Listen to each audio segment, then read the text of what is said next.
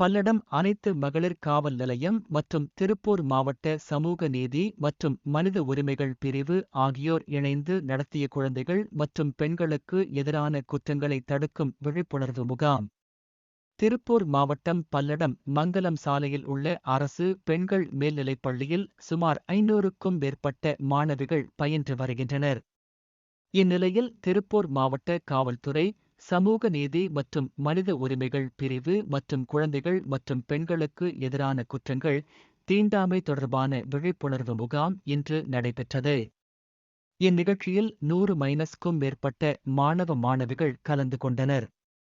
மேலும் பல்லடம் அனைத்து மகளிர் காவல் நிலைய சிறப்பு உதவி ஆய்வாளர் செல்வமணி, முதல் நிலை பெண் காவலர் தமிழரசி, திருப்பூர் மாவட்ட சமூக நீதி மற்றும் மனித உரிமைகள் பிரிவு சிறப்பு உதவி ஆய்வாளர் செல்வம், பெண் தலைமை காவலர் பத்ரகாளி ஆகியோர் இந்நிகழ்ச்சியில் கலந்து கொண்டு மாணவிகளுக்கு அறிவுரை வழங்கினர். மேலும் இந்நிகழ்ச்சியின் முடிவில் போலீசாரின் கேள்விகளுக்கு பதில் அளித்த மாணவிகளுக்கு பரிசுகள் வழங்கப்பட்டது. Soumya 11th standard. ஸ்வேதாவா சாரி ஸ்வேதாமா. கிளாப் பண்ணலாமா இல்ல எல்லாரும் பேசுறீங்களா?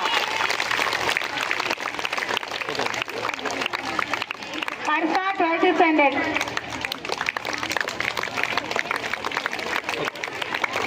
அர்ச்சனா 11th.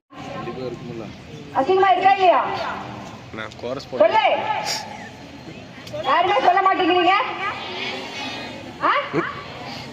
இனிமேல் யூனிஃபார்ம்ல வேற யாராவது ஜென்ஸ் கூட நீங்க போனா ஒண்ணு ஓன் பிரதரா இருக்கணும், இல்லைன்னா அப்பாவா இருக்கணும். வேற யாரா இருந்தாலும் சட்டப்படி நடவடிக்கை எடுக்கப்படும். சரியா? நீங்க பசங்க கூட போறாங்க வராங்க சொல்றாங்க, எங்க போலீஸ் வாட்ச் பண்ணிட்டு தான் இருக்கோம். சரியா? தெரிஞ்சு தெரியாத மாதிரி தான் போயிட்டு இருக்கீங்க எல்லாரும். அந்த வேலையெல்லாம் வச்சுக்காதீங்க, நல்லா படிங்க.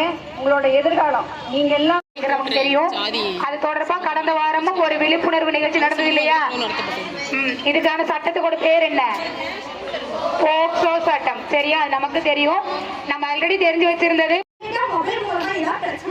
என்ன வந்தாலும் நமக்கு வந்துட்டு அந்த பிரச்சனையை தீர்க்கிறதுக்கு போக்சோ சட்டம் இருக்கு.